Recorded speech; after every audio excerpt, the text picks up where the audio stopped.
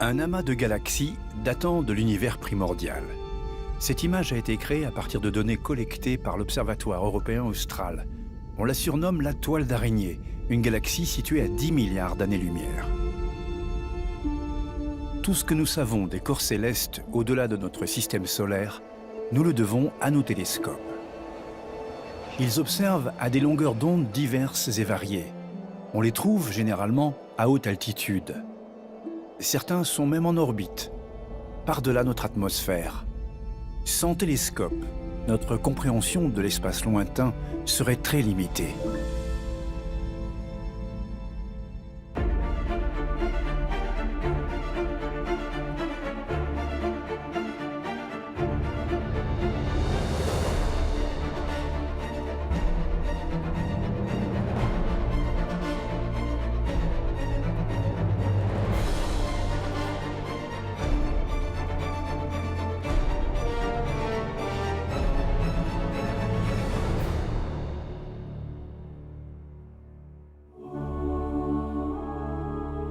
L'humanité a toujours été fascinée par les étoiles dans le ciel. C'était déjà le cas à l'âge de pierre, comme on peut le voir dans cette peinture de la grotte de Lascaux, dans le sud de la France, qui semble représenter l'amas des Pléiades. Pendant des siècles et des siècles, les observateurs avaient conclu que les cieux tournaient autour de la Terre. Cette théorie sera formalisée par Aristote, pour qui tous les corps célestes sont sans défaut et se déplacent en formant des cercles parfaits avec, en leur centre, la planète Terre. En 1543, Copernic publie son ouvrage précurseur De Revolutionibus, qui inverse les positions de la Terre et du Soleil et explique l'apparent mouvement quotidien des étoiles par la rotation de notre planète sur son axe. D'autres astronomes adoptent rapidement ce modèle dit héliocentrique. Nous sommes à l'aube de la méthode scientifique.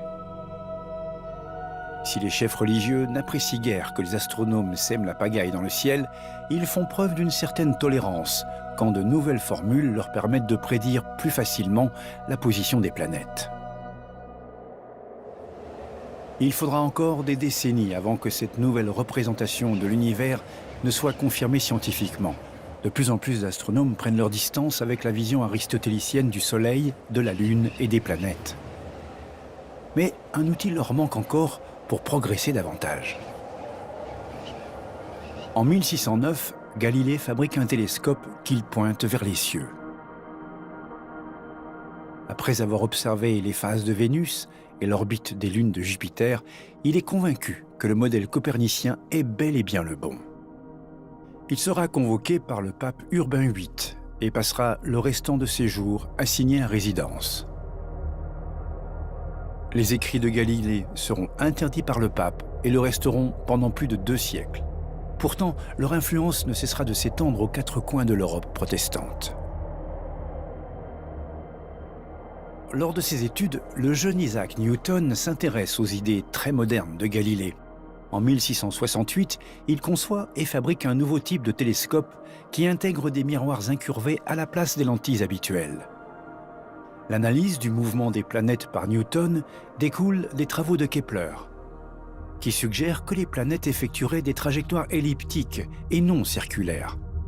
Dans son œuvre maîtresse, Principia, Newton énonce ses célèbres lois du mouvement et conçoit une nouvelle branche des mathématiques, le calcul infinitésimal qui permet aux astronomes de tracer avec précision le mouvement des planètes. Des phénomènes naturels tels que les éclipses peuvent désormais être prédits. En astronomie, une révolution est lancée.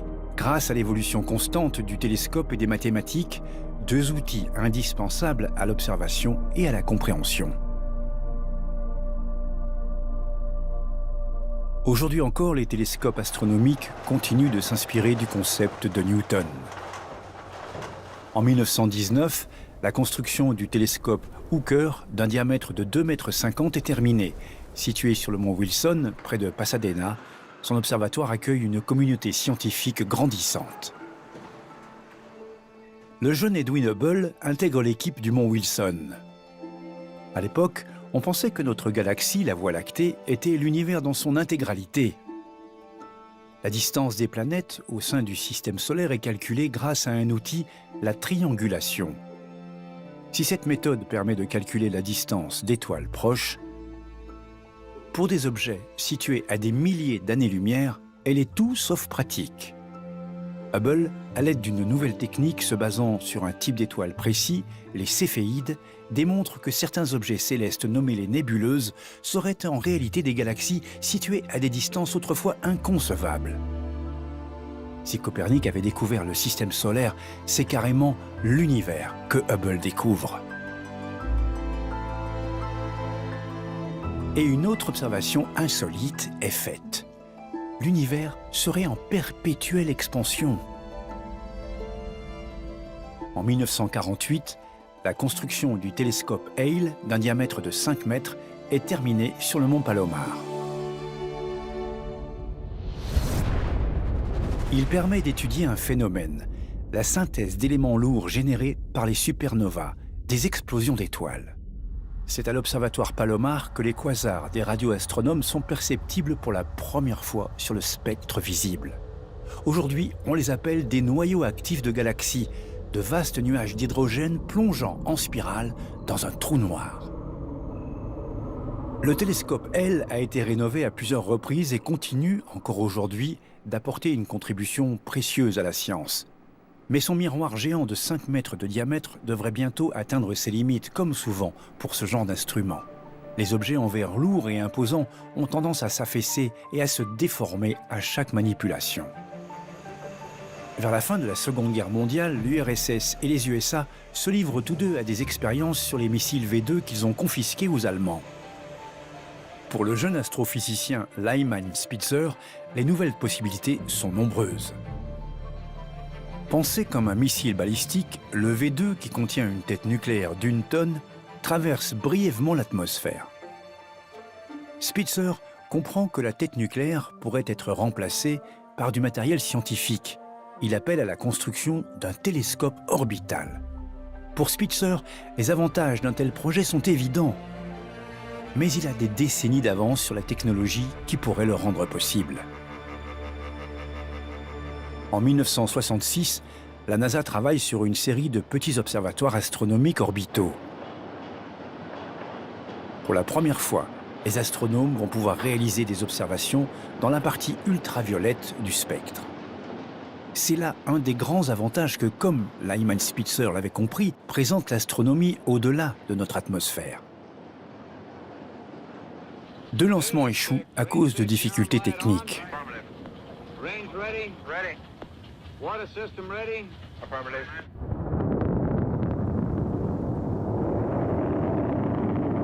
Pour marquer le coup, le 4e et dernier lancement de la série aura lieu en 1973, soit 500 ans après la naissance de Copernic. Il sera baptisé du nom de l'astronome polonais. Le télescope spatial Copernicus découvrira plusieurs pulsars à période longue et confirmera que c'est sous forme moléculaire que se présentent les vastes nuages d'hydrogène interstellaires. Les ingénieurs approfondissent leurs connaissances à chaque nouvel engin construit, et l'idée d'un gigantesque télescope spatial continue de grandir dans l'esprit de Lyman Spitzer. Des questions de budget les obligent à réduire la taille du miroir. Mais un plan est finalisé au milieu des années 1970. Comme il doit être sensible à la longueur d'onde des rayons ultraviolets, le principal miroir du futur télescope spatial doit être poncé jusqu'à une tolérance infime. Les télescopes classiques forment une courbe avec une précision d'1 dixième de la longueur d'onde de la lumière visible. Mais comme la longueur d'onde de l'ultraviolet est beaucoup plus courte, ce miroir est fabriqué avec une tolérance 10 fois plus infime. Dans le cahier des charges, il est question de rampes d'appui et de portes de chargement pour pouvoir procéder à l'entretien du télescope directement dans l'espace. Les instruments internes devront être modulaires pour pouvoir être remplacés en toute simplicité. Des missions d'entretien rejoindront régulièrement le télescope grâce à la nouvelle navette spatiale, qui le transportera également jusqu'à son orbite à 550 km au-dessus de la surface terrestre. Ces missions de maintenance permettront d'allonger la durée de vie de ce très coûteux télescope spatial. Tandis que le chantier du télescope avance, les astronomes sont de plus en plus enthousiasmés par les possibilités qu'offre ce nouvel instrument. Son emplacement au-delà de l'atmosphère permettra d'obtenir une résolution 10 fois supérieure à celle des plus grands télescopes terrestres. Non seulement l'atmosphère bloque la lumière ultraviolette, mais en plus, elle a un effet déformant sur toutes les images. Les étoiles scintillant dans le ciel sont la preuve directe de cette déformation. Le chantier du télescope spatial a des années et des années de retard. Et le désastre de la navette Challenger aura décalé son lancement de plusieurs années. Mais ça y est, il est officiellement baptisé. Le télescope spatial Hubble est enfin chargé dans la soute de la navette spatiale Discovery. Le 24 avril 1990, le décollage est imminent. Nozzle check of the SRBs. Firing chain is armed.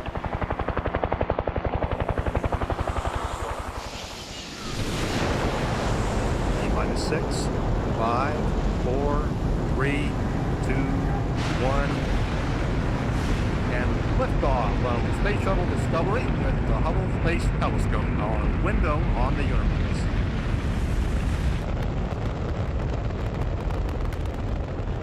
Ce vol permettra d'établir le record de la plus haute altitude jamais atteinte par une navette. Le lendemain du lancement, l'équipage de la navette Discovery est autorisé à déployer le télescope. Good morning, Discovery. You got a go for HST deploy ops. Hubble n'est pas équipé de propulseurs. Pour s'orienter vers une cible précise, il utilise des roues de réaction. Les ingénieurs ne voulaient pas prendre le risque que le carburant brûlé puisse contaminer l'optique du télescope, d'autant qu'il aurait fallu compter sur les allers et retours de la navette pour le ravitailler. Hubble est déployé à 614 km d'altitude. Discovery retrouve la terre ferme après une mission réussie. Mais il faudra attendre plusieurs mois avant de pouvoir découvrir les résultats de ce télescope qui a promis de révolutionner l'astronomie.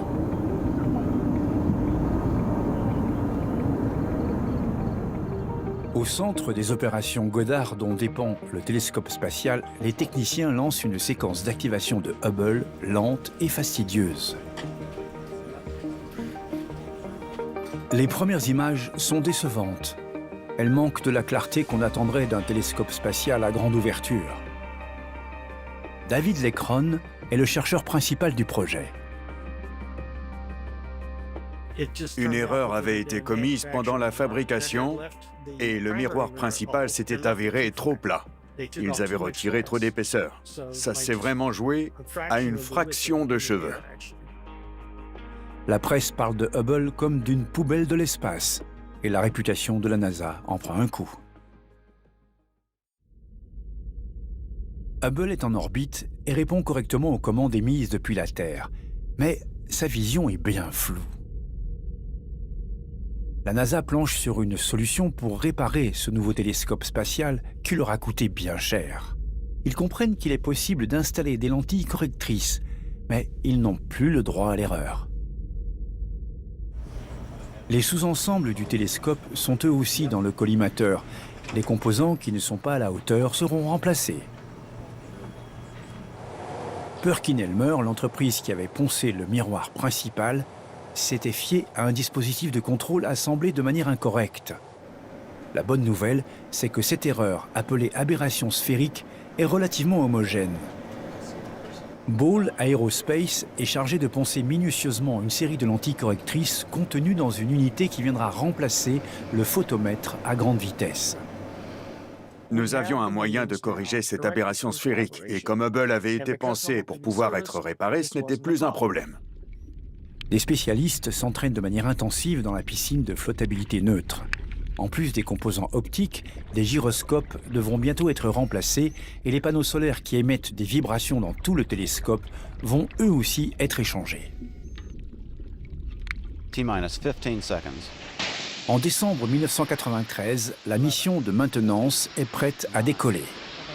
And we have a go for main engine start. 5, 4, 3, 2, 1. And we have liftoff. Liftoff of the Space Shuttle Endeavour on an ambitious mission to service the Hubble Space Telescope. Ce n'est qu'au 3e jour de la mission qu'Endeavour entre en contact avec Hubble. À l'est de l'Australie, le spécialiste Claude Nicollier se sert du bras robotique pour positionner le télescope au niveau de la soute de la navette. La NASA a conscience de l'ampleur et de la complexité de cette mission. Alors, 4 astronautes, divisés en 2 équipes, se sont répartis les diverses tâches de remise en état.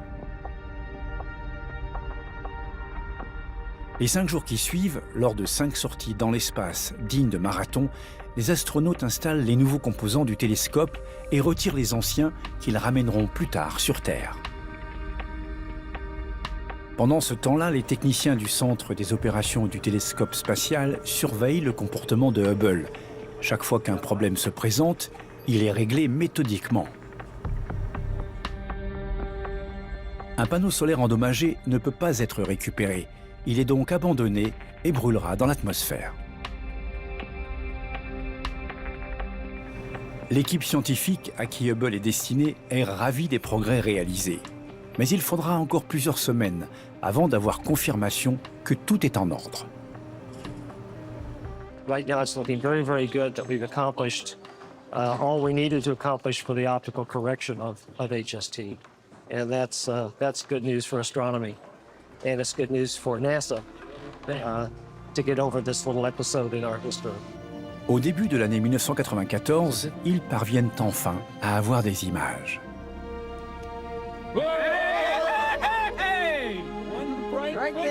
Et ils ne sont pas déçus du voyage. Hubble leur fournit désormais des images de l'espace lointain d'une clarté sans précédent. Cette meilleure résolution leur permet de comprendre que parmi les étoiles qui ont été observées depuis des décennies, se cachent en réalité des étoiles doubles en orbite autour d'un même centre de masse.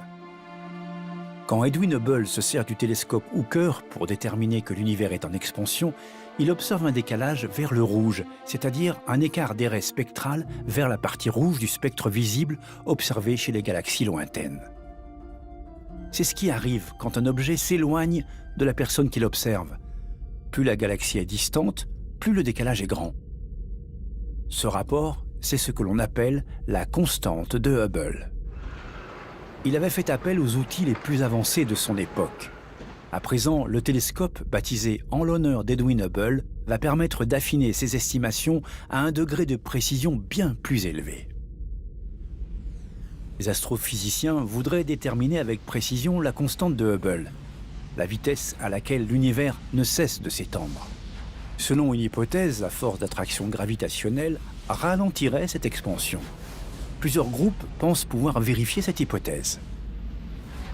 Ils comprennent qu'un type précis d'explosion d'étoiles, une supernova de type 1A, possède une luminosité prévisible.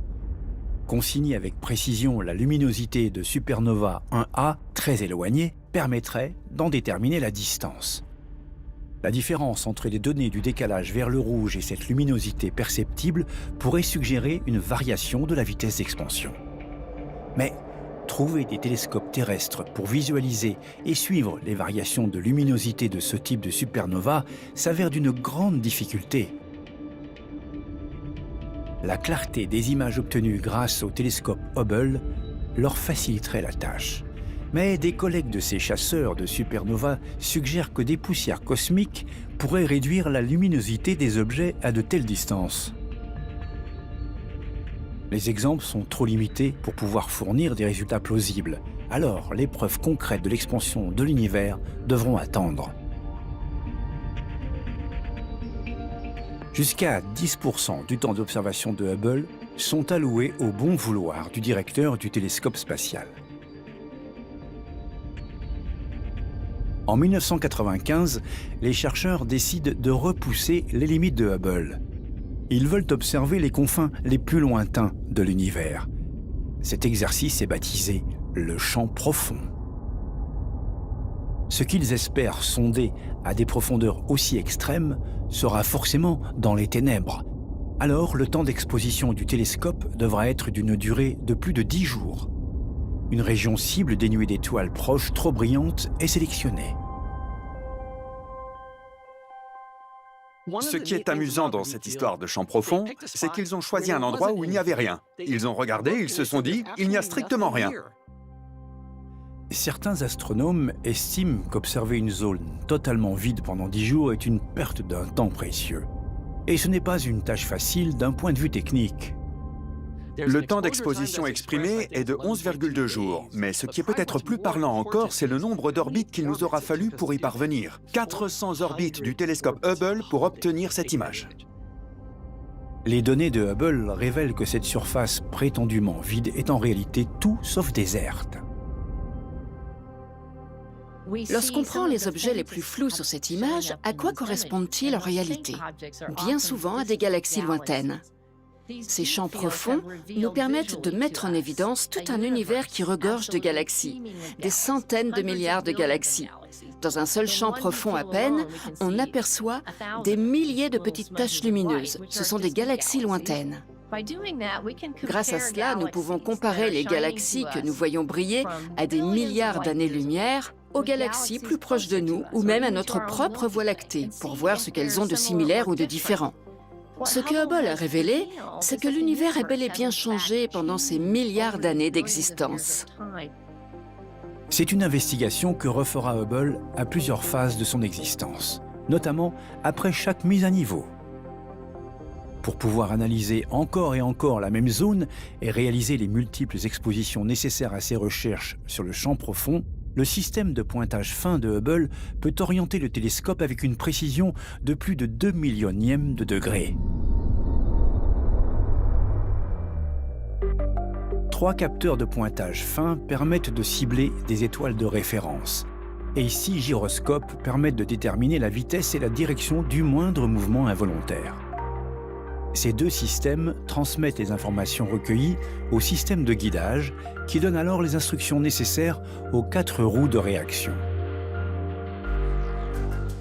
Quand une roue tourne, le télescope bouge dans la direction opposée. Le mouvement combiné des 4 roues inclinées oriente le télescope avec une précision extrême. Comme elle possède des composants mobiles et que leur usure est inévitable, ces unités de pilotage sont modulables et ont été conçues pour être facilement remplacées. Une unité est remplacée pendant la 2e mission de maintenance en 1997. Par la même occasion, l'observatoire reçoit un nouvel enregistreur de données à semi-conducteur et une nouvelle caméra infrarouge qui offre au télescope une plus grande portée. Au bout de 10 jours de rénovation, Hubble retrouve sa liberté. C'est presque un télescope flambant neuf. Et il possède un nouveau talent. Sa caméra à infrarouge proche lui permet de percevoir la lumière tant qu'elle n'est pas bloquée par les gaz et les poussières interstellaires. C'est une étape importante pour les scientifiques qui cherchent à obtenir des données précises sur la vitesse d'expansion de l'univers. Ils se répartissent en 2 groupes plurinationaux. Le projet Supernova Cosmology, dirigé par Sol Perlmutter, et l'équipe de recherche AESI Supernovae, dirigée par Brian Schmidt. Dans l'ensemble, ils suivent tous 2 la même méthodologie, et ils réalisent leur travail principalement à l'aide de télescopes terrestres. Mais c'est grâce aux observations du télescope Hubble que le moindre doute sera dissipé concernant l'éventualité que des poussières aient pu fausser les données. Malgré tout, les 2 groupes hésitent à publier leurs travaux, car ils sont bien loin de tout ce que l'on pouvait imaginer. L'expansion de l'univers est en train d'accélérer, entraînée par une force mystérieuse, l'énergie sombre. Ce résultat est d'une importance tellement capitale qu'il leur vaut un prix Nobel de physique. Professor Sol Perlmutter, Professor Brian Schmidt, Professor Adam Rees. You have been awarded the Nobel Prize in Physics for the discovery of the accelerating expansion of the universe. C'est le genre de découverte qui répond à une question pour en poser 1000 autres. Personne ne comprend véritablement l'énergie sombre ou la matière noire, et les cosmologistes sont stupéfiés à l'idée que ce que nous voyons ne représente que 4% de l'univers. Les avancées technologiques de Hubble aideront les astronomes dans un grand nombre de domaines, Mais durant les années 1990, les télescopes terrestres vont eux aussi connaître des avancées majeures. Le plus grand obstacle des télescopes a toujours été la taille de leur miroir.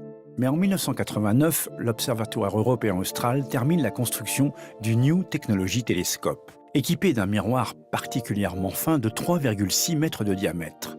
Ces concepteurs s'attaquent au problème du risque de déformation grâce à des actionneurs contrôlés par un ordinateur qui plie le miroir pour préserver son incurvation.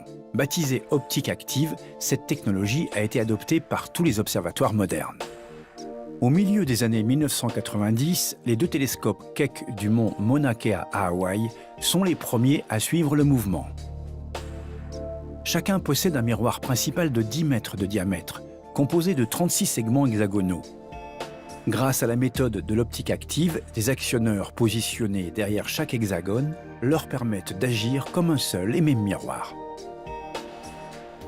L'observatoire Keck introduira un système laser qui permet à chaque télescope de surveiller les phases de turbulence dans l'atmosphère et de rajuster ses miroirs en conséquence pour compenser la distorsion atmosphérique. Cette technique nommée optique active a été adoptée aux 4 coins du monde. Les ingénieurs de la NASA ont connaissance de ces avancées, particulièrement celle du miroir segmenté. Ils préparent l'arrivée du télescope spatial nouvelle génération, équipé d'un ensemble de miroirs hexagonaux qui pourront être pliés sur eux-mêmes pendant le lancement avant d'être déployés dans l'espace. Hubble continue de fournir des résultats scientifiques remarquables et il faudra compter encore des décennies avant de lui trouver un remplaçant. Pour continuer de mobiliser le grand public et la classe politique, la NASA n'hésite pas à publier régulièrement ses images les plus spectaculaires.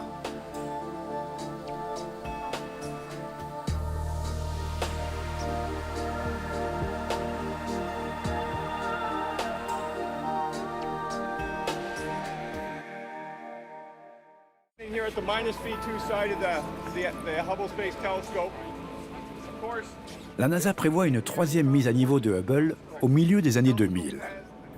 Ils établissent un plan méticuleux et s'entraînent de manière intensive quand, en avril 1999, un 3e gyroscope sur les 6 que comptait Hubble rend l'âme. Le télescope peut encore fonctionner parfaitement avec les 3 restants, mais si un autre venait à lâcher, ce serait la panne totale de tout le système. La NASA sépare la mission de maintenance en 2. La première partie est programmée pour novembre 1999 avec le remplacement de tous les gyroscopes. À l'approche du lancement de Discovery, un 4e gyroscope rend l'âme et Hubble passe en mode veille. Il ne pourra refonctionner qu'une fois les réparations effectuées. Des problèmes de câbles, de moteur et sur un conduit de carburant en plus des conditions météo défavorables contribuent à 9 reports de la mission de maintenance de Discovery. 4, 3, 2, 1. Ignition and liftoff. Discovery now on its way to service NASA's Hubble Space Telescope. Fin décembre 1999, le décollage de la navette Discovery est un succès. Au bout de 30 orbites, la navette entre en contact avec le télescope spatial qu'elle installe sur un support à l'arrière de la soute. Les astronautes remplacent sur Hubble 3 unités RSU qui contiennent 2 gyroscopes chacune. Pendant les 2 sorties extravéhiculaires qui suivront, ils remplaceront l'ordinateur de bord par un système bien plus puissant et les 2 enregistreurs à bande magnétique restants seront remplacés par une mémoire à semi-conducteur. À l'origine, la durée prévue de la mission est de 10 jours. Mais elle sera réduite à 8 pour éviter le changement de calendrier du passage à l'an 2000.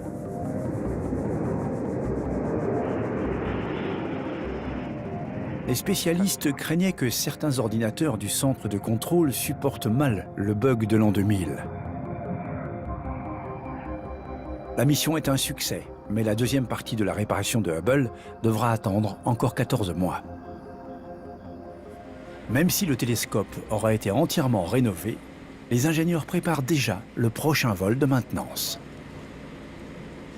Programmée pour la fin de l'année 2005, cette prochaine mission prévoit d'introduire des technologies dernier cri, pour offrir à Hubble des capacités alors inconcevables à l'époque où il a été construit. En 2003, le lancement d'un nouveau télescope spatial est imminent. Bien que son miroir de 85 cm de diamètre soit bien plus petit que celui de Hubble, il est très sensible à la partie infrarouge du spectre optique. 2 télescopes spatiaux infrarouges ont déjà été lancés auparavant, mais ils ont passé un temps minime dans l'espace. Et les détecteurs infrarouges ont fait un bond spectaculaire depuis ses premières missions. Jusqu'au jour du lancement, son nom de code est SIRTEF.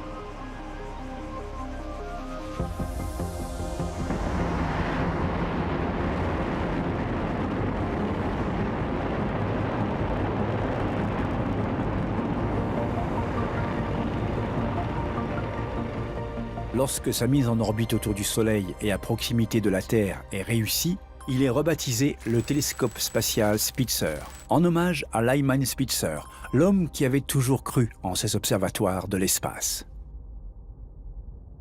Spitzer transporte 360 litres d'hélium liquide pour refroidir son détecteur infrarouge et atteindre une température avoisinant le zéro absolu.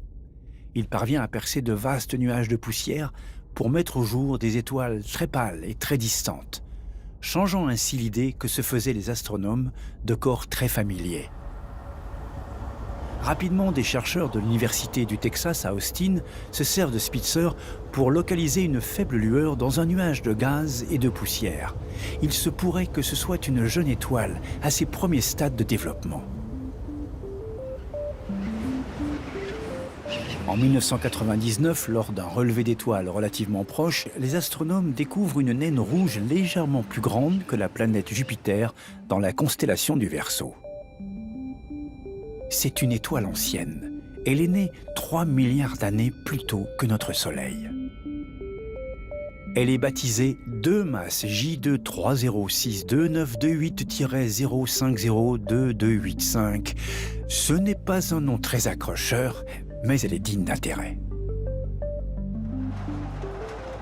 Les astronomes sont à la recherche d'exoplanètes, des planètes en orbite autour d'étoiles au-delà de notre système solaire.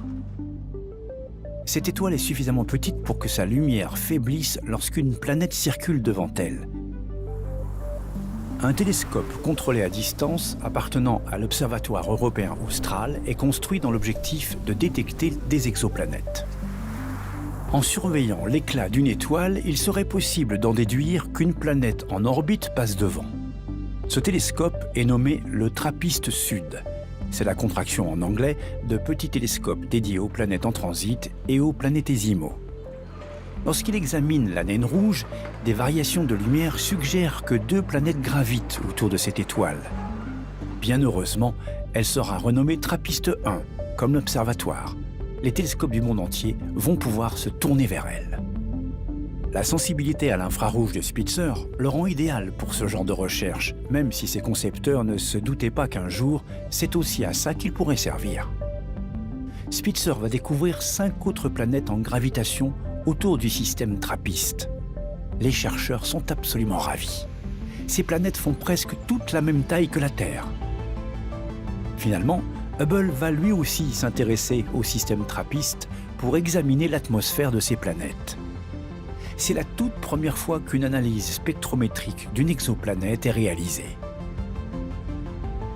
Les résultats suggèrent que le type d'atmosphère lourde et riche en hydrogène que l'on trouve chez les planètes géantes gazeuses n'est pas présent ici. C'est une preuve supplémentaire qu'une partie de ces planètes possède une surface rocheuse, comme la Terre. On estime aujourd'hui que la plupart des étoiles font partie d'un système planétaire. La recherche d'exoplanètes est une branche de l'astronomie en pleine expansion.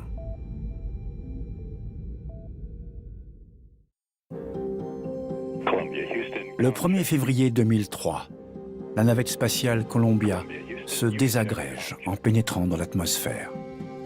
Il n'y a aucun survivant. Les vols de navettes sont suspendus le temps de mener l'enquête et de modifier les composants défectueux. Tous les vols à venir seront limités à la Station spatiale internationale où l'équipage d'une navette endommagée pourra attendre d'être secouru. Une fois l'assemblage de la station spatiale terminé, toutes les navettes seront retirées de la circulation. Il n'y aura plus aucune mission de maintenance vers le télescope spatial Hubble. L'orbite de Hubble, ici en bleu, possède une inclinaison différente de celle de la Station spatiale internationale, ici en rouge. Avec une quantité de carburant limitée, il serait impossible pour la navette de se caler sur l'orbite plus raide de la Station internationale. Aux quatre coins des États-Unis et dans les coulisses du pouvoir, cette décision ne fait pas l'unanimité. Pendant plus de 10 ans de bons et loyaux services, Hubble a permis des découvertes qui sont entrées dans l'histoire. Et son flux régulier d'images à couper le souffle a convaincu tout le monde que ce télescope orbital valait la peine d'être soutenu. Michael Griffin devient le directeur de la NASA en juin 2005. Après une reprise d'activité réussie pour la navette, il fait une annonce importante.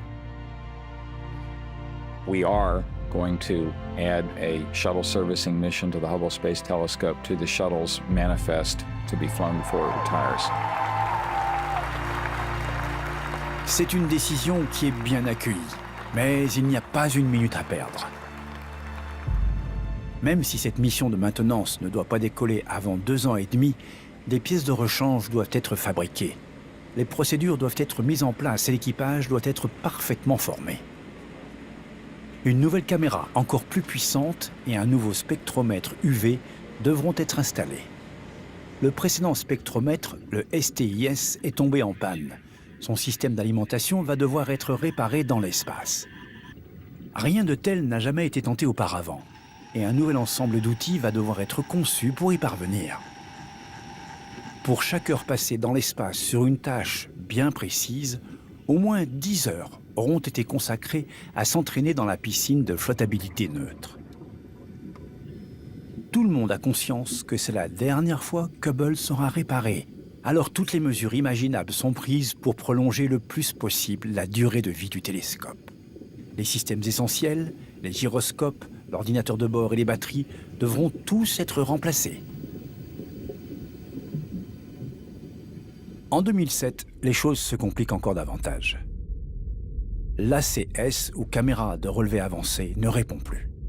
Son système d'alimentation a lui aussi lâché.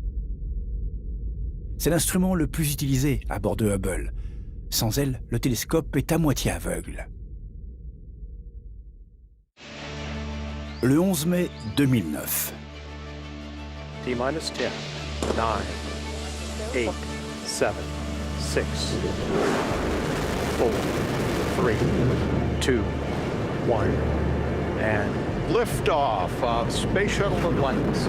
Final visit to enhance the vision of Hubble into the deepest grandeur of our universe.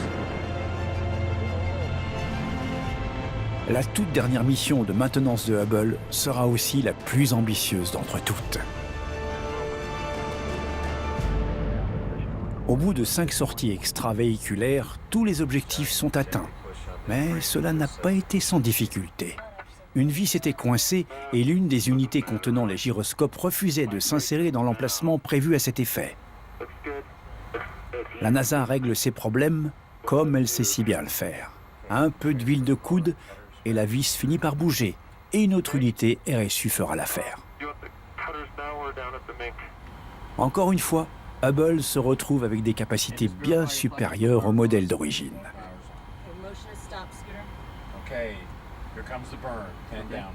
À la base du télescope, les astronautes ont installé un système d'amarrage. Quand Hubble sera en fin de vie, un engin spatial robotique saisira le télescope et l'enverra vers la Terre, où il brûlera et se désagrégera.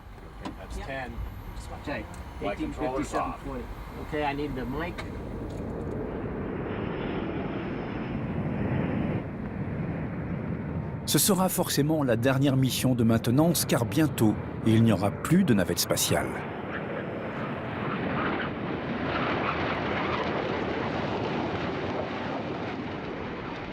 Tandis que Hubble continue d'apporter des contributions précieuses à l'astronomie, la communauté scientifique commence à réfléchir à son successeur. Le télescope spatial nouvelle génération a désormais été renommé James Webb, d'après l'administrateur de la NASA du programme Apollo. La construction du nouveau télescope spatial va bon train dans les années 2000, avec une date de lancement prévue pour 2010. À mesure que le chantier progresse, il devient évident qu'ils ont été trop optimistes. Les délais ne cessent d'être repoussés. Quand on le compare à Hubble, il est gigantesque. Pourtant, il est 2 fois plus léger que lui. Les astrophysiciens souhaitent aller toujours plus loin et remonter toujours plus le temps jusqu'au début de l'univers. Webb a été conçu avec une sensibilité capable d'observer ce qu'on appelle l'infrarouge moyen. Ce qui rend le télescope Webb unique en son genre, ce sont ses 18 miroirs hexagonaux. Ils sont en beryllium, une matière résistante mais légère, et sont couverts d'une fine couche d'or avec par-dessus un revêtement en verre très mince. Une fois alignés, ils forment un même miroir géant de 6,5 mètres de diamètre. Pour observer l'infrarouge moyen, Webb est maintenu à une température inférieure à 50 degrés Kelvin, soit environ moins 223 degrés Celsius. Pour y parvenir, une grande partie du télescope est protégée du Soleil par 5 épaisseurs de Kapton. Son détecteur d'infrarouge moyen, nommé MIRI, ne doit pas dépasser les 6 degrés Kelvin et est refroidi par un réfrigérant à hélium. Quand il est entièrement déployé, le télescope ne rentrerait dans aucune fusée. Il faut donc le plier sur lui-même pour qu'il puisse passer dans la partie haute d'Ariane 5. Dans le cadre de sa contribution au projet plurinational du télescope Webb, c'est l'Agence spatiale européenne qui doit supporter le coût du lancement en Guyane.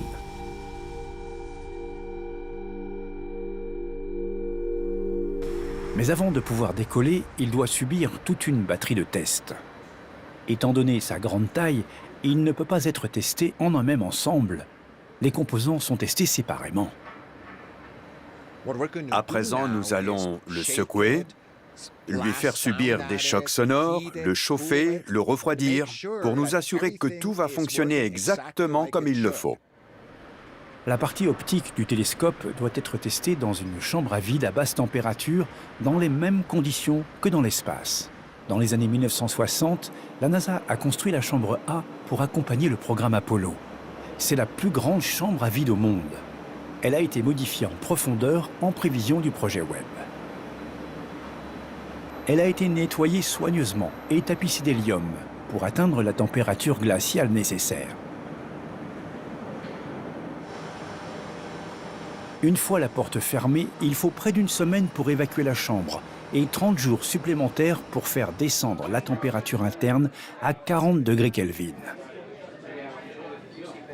La chambre A accueille du matériel de test optique pour que les ingénieurs puissent aligner les segments qui agiront ensuite comme un seul et même miroir. Ils vont aussi vérifier le bon fonctionnement des 4 instruments du télescope. Tout se passe comme prévu. Fin septembre 2017, le télescope est ramené graduellement à température ambiante. Après 93 jours, la porte s'ouvre à nouveau et l'élément du télescope se prépare avant le test suivant. En Californie, le pare-soleil est testé et retesté. D'après les critiques, le télescope Webb posséderait trop de points de défaillance potentiels et le pare-soleil serait un système particulièrement préoccupant avec ses 5 épaisseurs de Kapton très fragiles qui vont devoir se déplier sans accroc.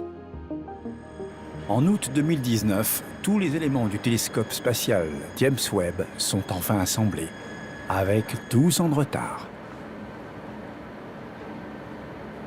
Après avoir pris le temps de suivre les recommandations d'un comité indépendant, et à cause de la pandémie de Covid, la date du lancement est décalée de 2 ans supplémentaires.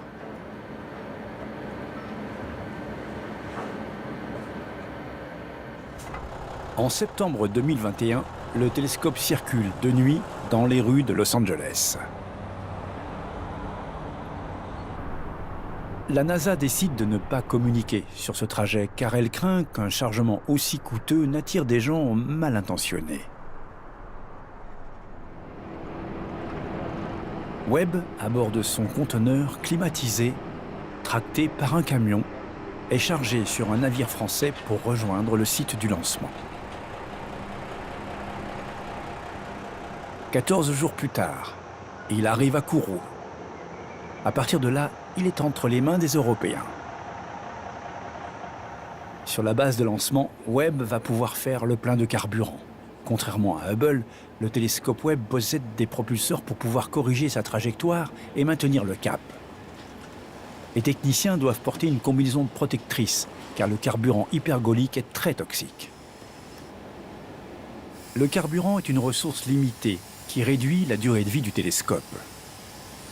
Ils espèrent qu'avec un usage raisonnable, ce carburant puisse durer 10 ans.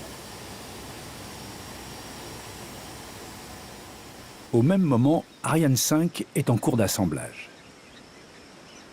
Le télescope Webb sera le chargement le plus coûteux jamais transporté par un lanceur.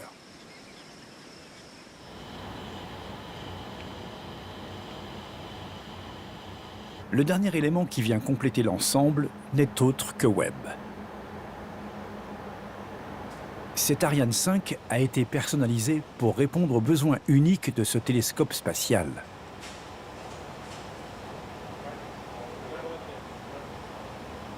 La coiffe qui le protège durant son ascension nécessite des évents supplémentaires. La moindre différence de pression au moment de la séparation de la coiffe risque d'endommager le pare-soleil. Et comme l'espace entre Webb et la coiffe est très limité, un système de guidage laser a été mis au point pour s'assurer que tout rentre parfaitement. Il y a juste assez d'espace pour permettre l'inévitable mouvement du télescope à l'intérieur de la coiffe pendant le lancement.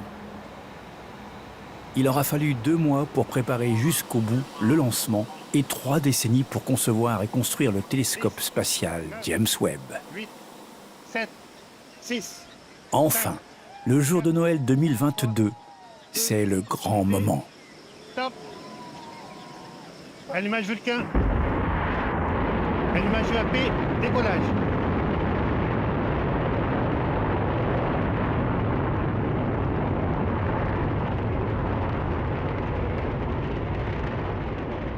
Un lanceur est programmé pour acheminer un engin spatial avec précision sur une trajectoire définie. Mais tout ne se passe pas toujours comme prévu. Pour compenser la moindre irrégularité, le plan de vol a prévu 3 manœuvres de correction de trajectoire que Webb pourra réaliser pendant la phase de croisière. Webb se dirige vers le 2e point de Lagrange, où les champs de gravité du Soleil et de la Terre sont stables.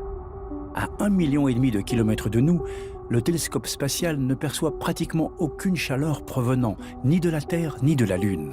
L'engin adopte une orbite de halo autour du point L2. Il ne lui faut que très peu de carburant pour maintenir une position stable. Webb a été conçu pour fonctionner à une température extrêmement basse. Tant qu'il n'aura pas déployé son pare-soleil, il sera vulnérable aux dégâts causés par le Soleil. Pour réduire au maximum une exposition trop intense du télescope à la chaleur, l'étage supérieur d'Ariane procède à une série d'oscillations en roulis. D'habitude, le lancement est la partie la plus délicate de n'importe quelle mission spatiale. Mais pendant le mois qu'il faudra à Webb pour atteindre le point L2, il devra réaliser le déploiement le plus complexe qu'aucun engin n'ait connu auparavant. Ces concepteurs savent pertinemment qu'au cours du déploiement, il existe 344 points de défaillance pour lesquels la moindre anomalie rendrait le télescope totalement inutilisable. Le panneau solaire et peu après l'antenne à gain élevé sont les premiers à se déplier. Ce sont les seuls composants à se déployer automatiquement. Puis vient la première manœuvre de correction de trajectoire. Le lancement a été d'une telle précision que les rectifications à mi-parcours sont bien plus mineures que prévu. Il reste donc 2 fois plus de carburant à consacrer au maintien en orbite, ce qui va concrètement ajouter 10 ans de durée de vie au télescope. À partir de là, tous les autres déploiements sont ordonnés à distance depuis la Terre et surveillés de près. Il faudra 14 jours pour que tous les éléments soient déployés et soient en position. Pourtant, le télescope n'est toujours pas parvenu au point L2 et n'a pas non plus refroidi jusqu'à atteindre sa température finale. Après avoir déployé le pare-soleil, Webb doit encore s'ajuster à son mode opératoire, avec un côté chaud comportant le pare-soleil, l'antenne parabolique et les propulseurs, et un côté froid, incluant tous les composants optiques et la gestion des données bien à l'abri du Soleil. Une fois le refroidissement terminé, le lent processus d'alignement des miroirs peut commencer. À 1,5 million de kilomètres de distance, les ingénieurs du Space Telescope Science Institute entament le réglage microscopique des 18 segments de miroir. Cette étape leur prendra 6 mois. Ce n'est qu'alors que le télescope spatial Webb est prêt pour son travail de recherche. La communauté scientifique en a conscience. Les avancées technologiques du projet Webb sont tellement immenses qu'on peut s'attendre à quelques surprises. Des corps célestes familiers apparaissent sous un jour totalement nouveau. Si Hubble représente une avancée majeure pour l'astronomie, les astrophysiciens ont conscience que pour pouvoir observer les galaxies les plus lointaines, il faut des capacités techniques hors pair dans la partie basse du spectre optique. Là où cela semblait autrefois impossible, le télescope spatial James Webb se met à étudier les plus anciennes galaxies de l'univers, la formation d'étoiles et même des planètes relativement proches de nous. Et il réserve déjà quelques surprises. Quand ce nouveau télescope procède à son premier relevé de champ profond, il identifie la plus ancienne galaxie jamais observée. Elle se présente à nous telle qu'elle était quand l'univers n'avait que 3% de son âge actuel.